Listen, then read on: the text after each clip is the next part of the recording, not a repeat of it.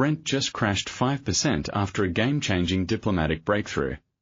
The Strait of Hormuz deal has obliterated the geopolitical risk premium. Here's the thing. Retail traders are 71% long, trying to catch this falling knife.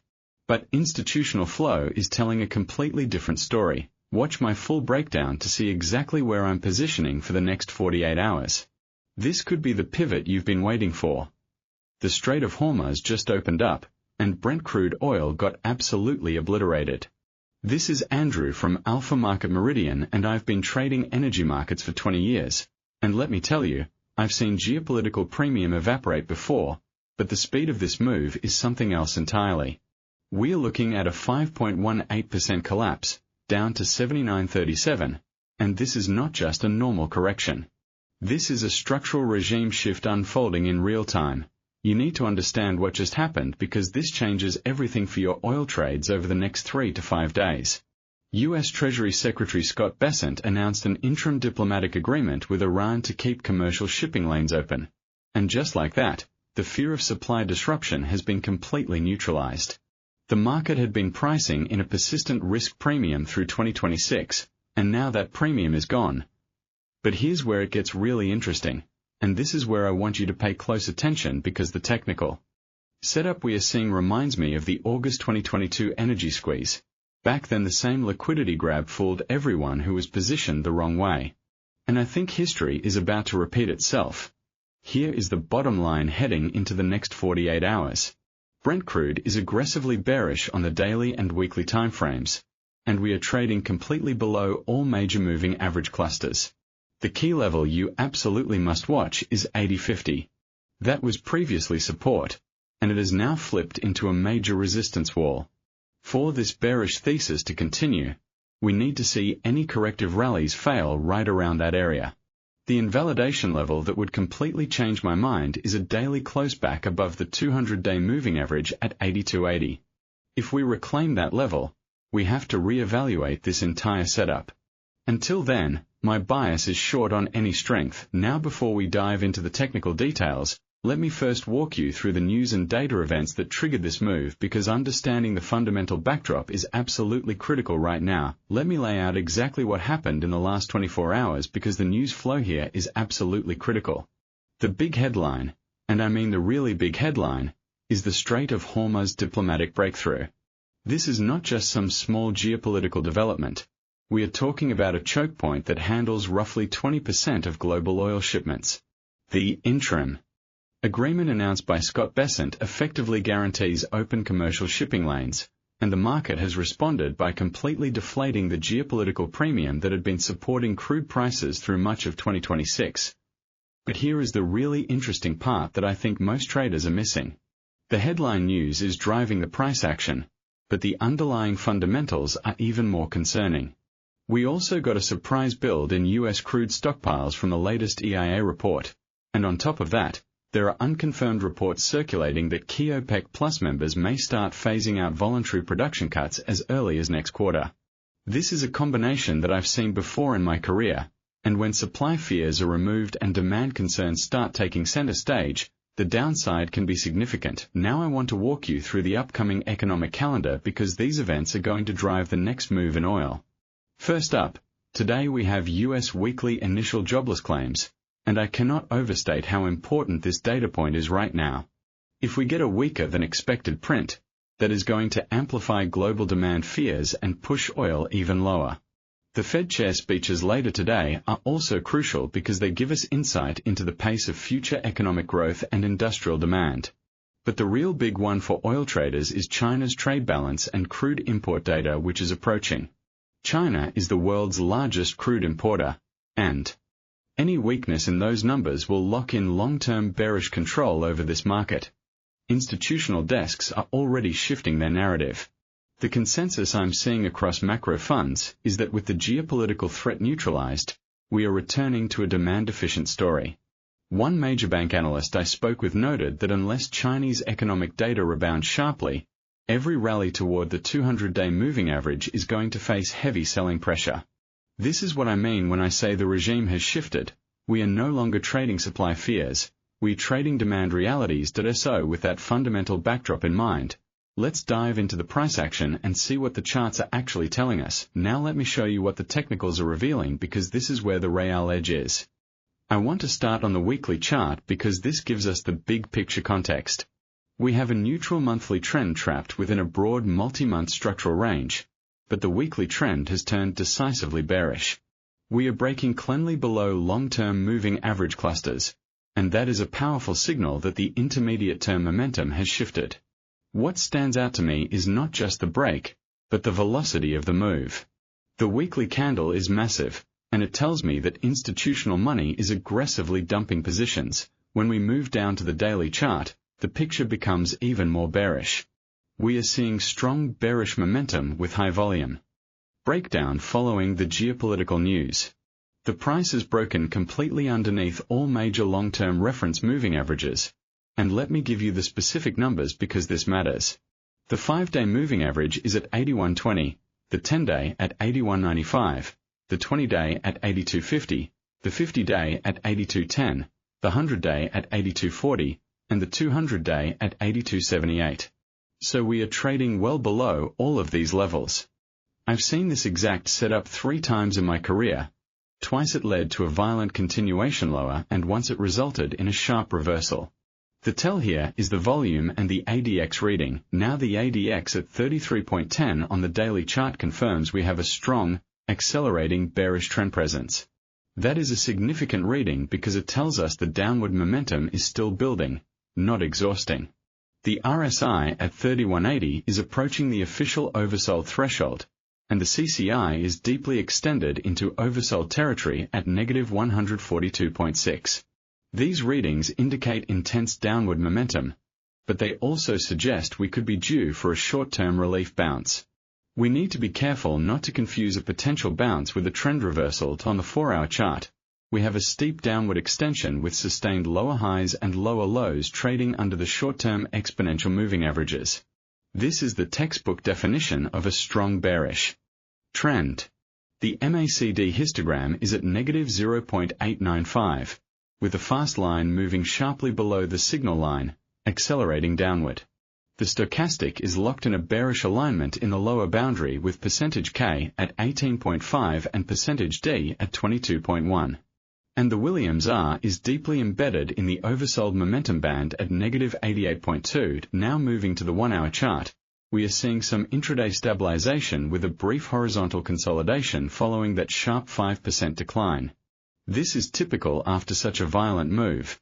The market needs to catch its breath and decide on the next direction. But the key thing to watch is whether this consolidation resolves to the upside or downside. Given the strength of the larger trend, I think we are more likely to see a continuation lower after the consolidation phase. Retail positioning is something I always watch closely, and right now it's flashing a major warning signal. We have 71% of retail traders long and only 29% short. When I see that kind of extreme positioning, especially after such a sharp decline, it tells me that retail traders are trying to catch a falling knife. And historically, that kind of heavy retail long imbalance frequently acts as a contrarian bearish driver for a final capitulation. The smart money is positioned very differently. Alright, let's get into the actual trade setups because this is what you came here for. I'm going to give you 2 scalping opportunities and 1 swing setup, all with exact levels and risk-reward parameters. But before I do, let me just say this. My analysis is based on my personal experience and market observation. These are not recommendations, they are my playbook for how I'm approaching this market. Scalp setup 1. Pullback short. The first setup is a pullback short opportunity. With the dominant daily and weekly trend heavily bearish, I'm looking to short any intraday corrective rallies that push up into the daily pivot at 80.12 to the structural supply wall at 80.50. The logic here is simple. We've flipped old support into new resistance, and any bounce into that area should attract fresh selling pressure. Here's my exact trigger for this setup. I want to see lower timeframe rejection candles forming in that 80.12 to 80.50 zone. That could be a shooting star, a bearish engulfing, or just a clear rejection wick on the 5 or 15-minute chart. Once I see that price action confirmation, I enter short with a stop loss at 80.85, placed safely above the local technical ceiling. My first target is a fast drop back down towards 79, and if momentum continues, I'll trail my stop down to 78.50. The risk-reward here is favorable because we are entering at resistance with a tight stop. You're looking at roughly a 1 to 2.5 risk-reward on the first target alone. But let me be very clear about the invalidation. If price breaks through 80.85 with strength, this setup is invalidated and I'm looking to re-evaluate. Scalp setup TWO. Countertrend long. Now the second scalp setup is a countertrend opportunity, and I want to be careful here because this is the more dangerous trade. Because indicators like the RSI and Williams are deeply embedded in oversold territory on shorter timeframes, a relief bounce is definitely possible. The key is to be very selective about your entry. If price sweeps down into the 78.50 structural floor, I'm looking for a quick scalping long back up to 79.40. 78.50 is a recent multi-week floor, and we should see at least some buying interest there, even if the overall trend is down. My stop loss would be at 78.10, giving me about 40 cents of risk for a potential 90 cents of reward. The risk-reward here is roughly 1 to 2.25, but here is the crucial thing about this setup. It's a quick in and out trade, not a position to hold. I would only take this if I see clear bullish divergence on the short-term momentum indicators or a solid rejection wick at 78.50. And if the trade moves in my favor, I'm taking profits quickly and not trying to push it too far. This is a scalp, not a swing. Swing setup. Multi-day short position. Now let's get to the real meat of the strategy, and this is where I think the biggest opportunity lies. The swing setup is about riding the macro regime shift. With retail sentiment heavily off balance at 71% long and only 29% short, institutional algorithms are highly likely to target retail stop-loss clusters beneath major multi-week lows. This is the same dynamic I've seen play out many times in my career, and it often leads to a final capitulation move that takes out the week-longs before any sustainable bottom can form. Here is my exact swing trade plan. I want to accumulate swing short positions on larger multi-day pullbacks into the 81.20 to 81.95 zone. This area represents the retesting of the descending short-term moving averages, and it should act as strong resistance. I would layer into this position, perhaps entering a third at 81.20, another third at 81.60, and the final third at 81.95 if price reaches that leveled MY stop loss. For the swing setup is a confirmed daily close above the 82.80 supply wall, which is the 200-day moving average. That is my invalidation point, and if that level breaches, I cut all short configurations immediately. The take profit target is a multi-day continuation through the immediate floor, targeting the deep macro structural base at 76. I would take partial profits at 76 and then leave trailing runners open for 73.50, which is the psychological base. The risk-reward on this swing setup is compelling, because we are entering near resistance with a clearly defined invalidation level. You're looking at roughly a 1 to 3 risk-reward on the first target alone, with potential for much more if the move extends. Now before I wrap up the trade setups, I want to pause here and ask you something. What's your level of conviction on this oil trade right now? Are you leaning short with me? Or do you think the sell-off is overdone and we are due for a bigger bounce? Drop your thoughts in the comments section below.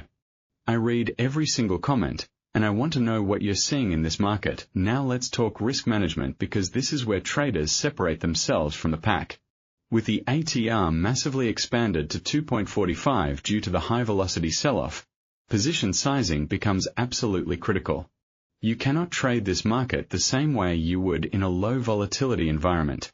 I've seen traders blow up their accounts during volatility expansions like this because they failed to adjust their position sizing. Here's my rule. I never risk more than 1% of my account on any single trade, and during high volatility periods, I actually dial that down to 0.5%. The expanded ATR means your stops are going to be hit more frequently, and the price swings are going to be wider. If you're risking the same dollar amount as you would in a calmer market, you're effectively increasing your risk exposure without realizing it. A personal risk anecdote that I think about often. Early in my career, I was trading the 2014 oil crash, and I got overly confident after a few winning trades. I increased my position size without adjusting for the increased volatility, and one sharp counter movement wiped out weeks of gains in a single session. That lesson cost me a lot of money, but it taught me the value of consistent position sizing regardless of market conditions. I never made that mistake again. For these specific setups, I would be particularly careful with the counter-trend scalp long.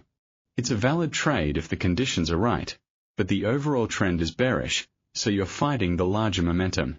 Keep the position smaller and take profits quickly. The swing short is where I would have more conviction, but even there, I'm layering in and not going all in at once. Let me summarize what we covered today because this is the key information you need to take away. Brent Crude has suffered a major 5% crash following the Strait of Hormuz diplomatic breakthrough, and the geopolitical risk premium has been completely erased. We are trading below all major moving averages, and the 80-50 level has flipped from support to resistance. The technical picture is aggressively bearish, and the fundamental backdrop is shifting from supply fears to demand realities. The key level you must watch is 80-50. Any corrective rallies that fail to reclaim this area confirm a direct technical path toward 70, 850 and eventually 76. The invalidation level that changes everything is a daily close above 82.80. Until we see that, my bias is short on any strength. I want to remind you that we have some critical data releases coming up over the next 48 hours. U.S. jobless claims today, Fed chair speeches, and most importantly, China's trade balance and crude import data. These events have the power to either reinforce the current bearish momentum or spark a significant relief rally. I'll be covering all of this in more detail on Friday, so make sure you subscribe and hit that notification bell to catch the update. If you found value in this breakdown, I'd really appreciate if you could like this video and share it with a fellow trader who could benefit from this analysis. Also, don't forget to check out my weekly commodities recap and the OPEC Plus strategy breakdown I released earlier this week. I've linked them in the description below. Point one final thought before I go. The market is offering a clear directional bias right now, but that can change quickly. Be disciplined, stick to your risk parameters, and never let a trade turn into an investment without a clear thesis.